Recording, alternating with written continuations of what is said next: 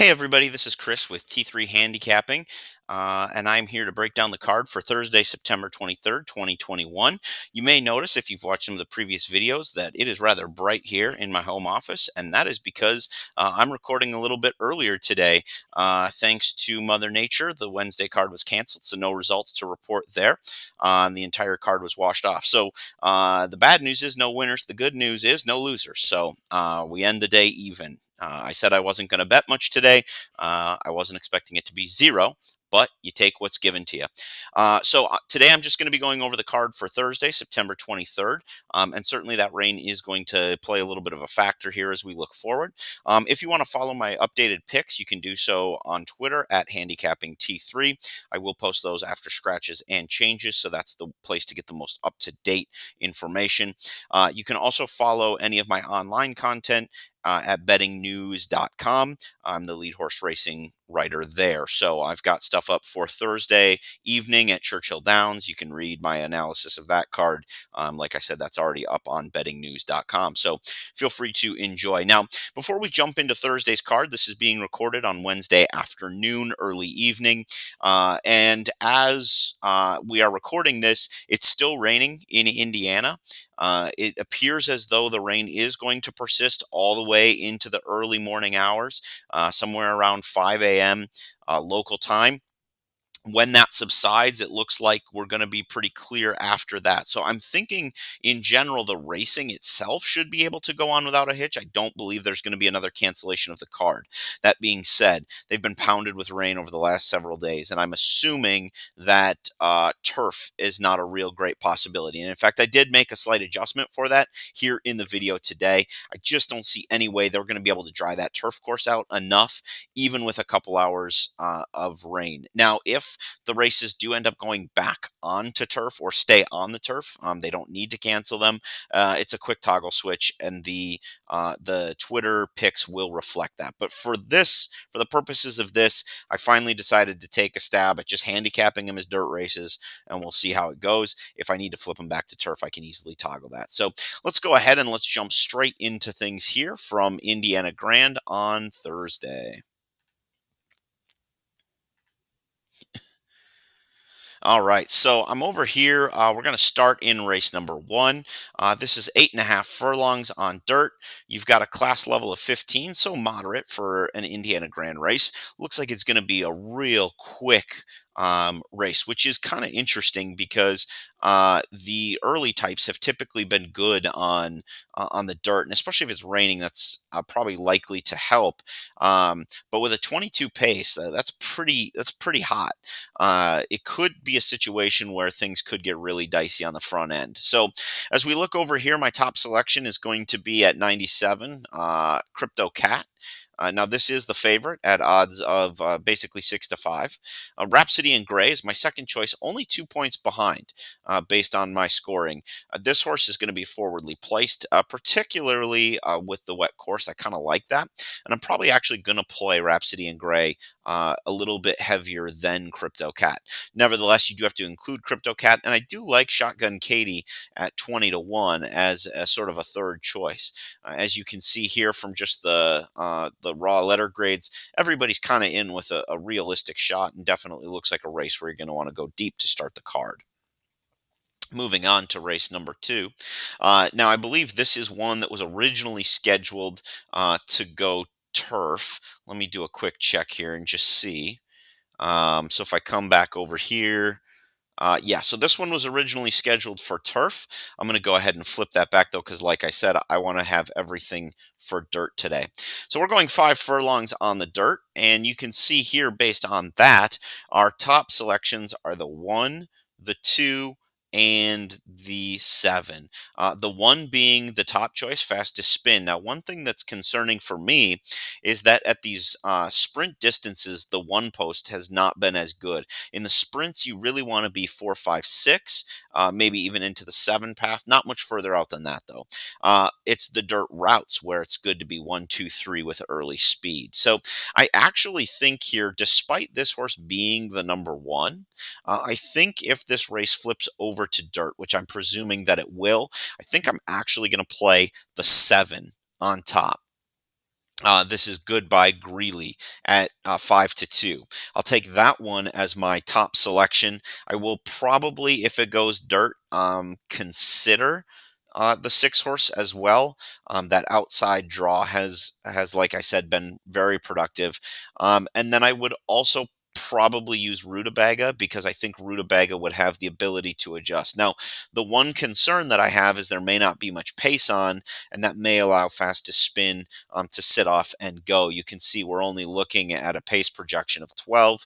I know we're looking at some lighter raced horses, but at the same time, I think I'm going to look to the early speed of Goodbye Greeley. I'm hoping I can get that 5-2.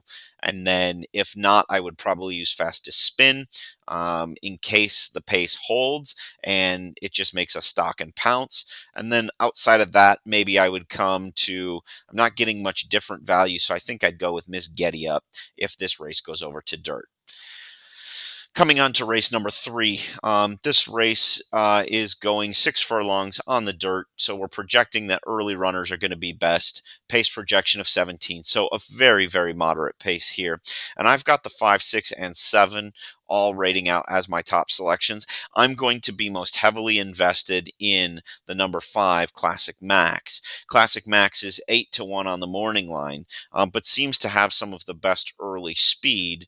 Will maybe be challenged on the front end, potentially even by the 3, although it's kind of more of a mid-pack horse, but has some of that early pace that could really be productive here. So I'm going to probably go most heavily through the 5.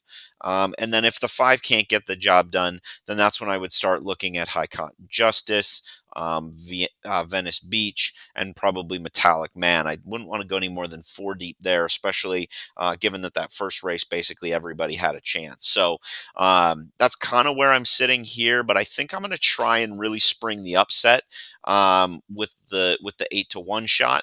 I could probably also very easily justify using the 3 and the 7 as A types, just because I'm going to be compensated for the price.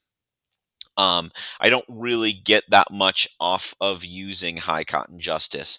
I am going to be full against Blue Kalan in this race. The inside post, like I said, in dirt sprints just hasn't been good. That big closing trip maybe will work, but I'm just not super convinced. So I'm heavy against the favorite in race number 3.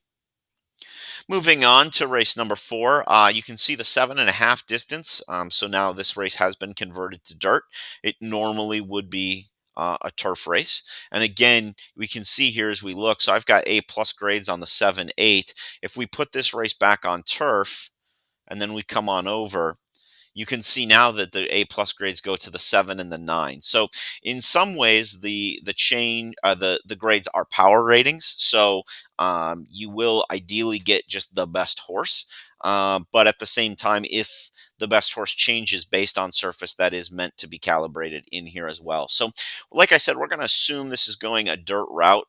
And with that, we've got a really tough situation because right now, this race is given a 3 on the pace projector if it stays on turf. And remember that when it comes to pace, things don't ever get faster, they only get slower. This is a race that is completely devoid of speed. I've never seen a race that's this devoid of speed. Uh, in this situation, the 7 and the 8 rate out the highest. And they're at short prices, and I understand why. Uh, but I'm really interested at 20-1 for whom the bell tolls. Now, you'll notice my power ratings don't give this one a grade at all. But when I'm looking at how these horses run, this is the only one that sat close. Now, 0 Kiernan speed points, so typically this horse maybe doesn't show a lot of speed out of the gate. But at the same time, I mean, what are we looking at here? I think that's why the number 8, Rockin' All Night, is a really logical place to go here. Even though it's supposedly a mid-pack horse, probably going to be closer. It's a 3-year-old, so it can continue to move up and improve, and that's something that I like to see. So I think I'm going to be most heavily through the 8, but I probably would use the 1 underneath because we've got a dirt route in conditions where speed holds. So if For Who the Bell Tolls goes out for the lead early, for whatever reason, the rail seems to hold better in the routes than it does in the sprints, and then this horse could be the key to success. So, outside of that, I don't have a ton of interest in using a lot of the others at short prices. We'll just kind of have to see and verify the way the track is playing, but I'm happy going 8-1. And this is a perfect example of where my power ratings don't tell the whole story. I think the one has a legitimate chance in the right conditions if we're on dirt. And so that's a place where I'm going to look. And I encourage you to do the same. If you're looking at this and you think, man, the computer model, I just don't agree with it here, use your judgment as a handicapper and make the adjustment that's going to help you cash tickets. That's ultimately what matters. Here we're going 6 furlongs on the dirt, class of 8. So these are pretty good runners. We're projecting a decently hot pace, and that makes sense given what's here. I have the closer. Uh, with a grade of 68.5 and coming in as a C. I'm just not really super interested in that. I'm much more interested in someone like Chip Off the Old Block at 3-1, who can sit off and pounce. I think you're more likely to see that move work than a deep closing move. And so I'm going to be playing through the number 3, who is actually my third ranked horse based on the power ratings, but one that I'm interested in. Now, by the time we get to race 5, I might see that, speed is holding really well, and then I'm going to switch that and just go through 1 and 2. I will point out that Flower Pecker is one that always scores well on my rating system, and he always seems to be at a good price. This is 10-1 for a horse that's going to get early speed from an outside post at a sprint distance. So, the more I look at that, the more I'm thinking maybe I want to go 3 and 6 and just fade the 5, unless at this point we start to see that those 4 through 6 posts in the sprints are really killing it, and that being on the front end is where you want to be. So that's one where we'll come in with a game plan, but we'll be ready to pivot if need be. Race number 6, you've got a bunch of 3-year-olds. You're in a class of 20, so a little bit higher, but not all that off of what we would expect most races at Indiana Grand to be. Pace projection only 15, so we're definitely going to elevate horses that show early speed. Complicate does and rates out as my top horse by about 7 points, 8 points. I apologize. So I'm definitely going to go there. I would probably just use 7, 8, 9 to the outside. I've got A or A plus grades on them. I know at least 2 of these horses are going to be forwardly placed. I don't really have any indicators on this horse, but the fact that it rates out to a 68, it has the no strikes. Now, part of that is because it hasn't run yet, but at the same time, you've got a horse that hasn't then done anything wrong, and sometimes that can be just as good as figuring out who has the best chance to win. It's finding out who has the best chance to not lose. Because horses are going to lose a lot more than they win.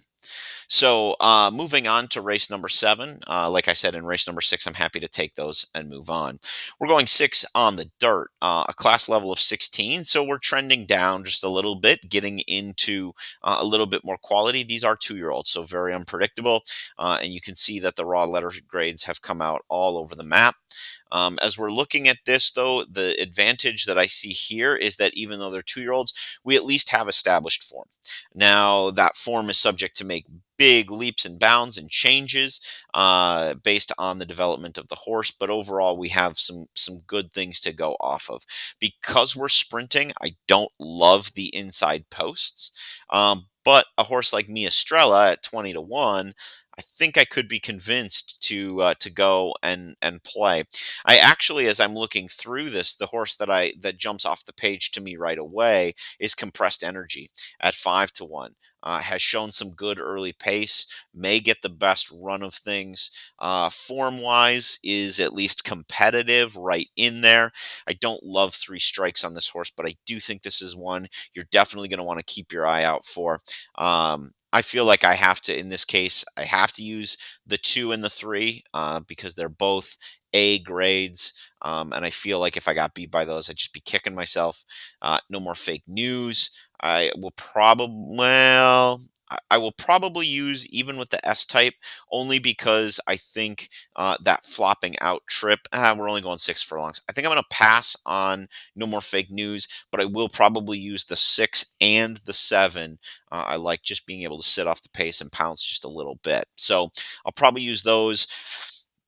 and hope that somewhere in there I have the winner if I play it all. One thing I am excited about as I'm looking at this card is it seems much more digestible than yesterday's, which had, or I should say Wednesdays, depending on when you're watching this, which had far more maiden races in it and was going to be much more of a crapshoot. So here we're into race number 8. Race number 8 is going to be 8.5 furlongs on the dirt.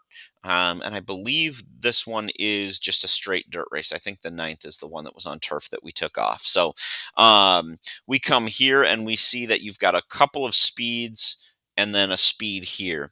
I have a letter grade, A plus on the 5 and 6. I'm not as concerned about the 6 being a closing type, only because we are going a route of ground where the horse will have more time to get there. And really take them down. I would like to see this horse be a little bit more forwardly placed so that it doesn't have to do all the work. I'm a little concerned that it's going to sit too far off and just have way too much to do. Um, that being said, I mean, the 6 being the A plus makes total sense. It rates out the highest. I'm going to use the 6 most heavily. I will definitely keep the 5 underneath with me. And I'm going to use the 2 Sunday scheming as well. Like the idea that it's going to sit kind of just off the pace, maybe, 3, 4, 5 lengths, and then try and make a run. Won't be right on the rail. And if there's enough speed out in front, should be able to kind of get off the rail and be in a decent spot. But again, I think I've mentioned this earlier today in the podcast. This distance has been one where the rail hasn't been the kiss of death that it has been in some of the sprints. Moving on to race number 9, which is our last thoroughbred race. I can't remember if they have any quarters on this day, but race number 9 is our final thoroughbred race, and this one's 5 furlongs. I believe this one was originally scheduled for turf. We'll just pop back over here and see. No, this one has always been scheduled for dirt. So we will leave it as such. You can see here, I've got 3 A plus horses. These are 3 and 4 year. Well, I guess there's a couple older ones. My top rated horse is Capte Fuego at 104. That's a huge gap. From Nobody Listens way down. And I'm getting a better price on the 6 than I am on the 2. The 4 I'm getting at 8 to 1. Honestly, as I'm looking at this, I'm probably going to go 4 and 6 on my A line when I'm actually putting my tickets together. Can the 2 win? Absolutely. But I have the 6 rated higher and at a better price. The 4 I have rated lower than the 6. But at 8 to 1, and guess what? That's still better than what I have the 2 at. So this is a situation where if I've got the favorite as my third selection, even though I think it's a perfectly viable option to win the race, I'm probably going to fade here just to make sure that I have value. So um, that's where I'm going to be headed in this race. I will probably have the 2 somewhere in more of my vertical tickets. But that being said, I just don't feel there's a lot of value in having this horse on top when I have 2 other horses at better prices rated higher. So that wraps up the Thursday card. It's nice to do this while the sun is still shining, rather than in the dark of night. But hopefully, we can dry out at Indiana Grand and get some racing in on Thursday.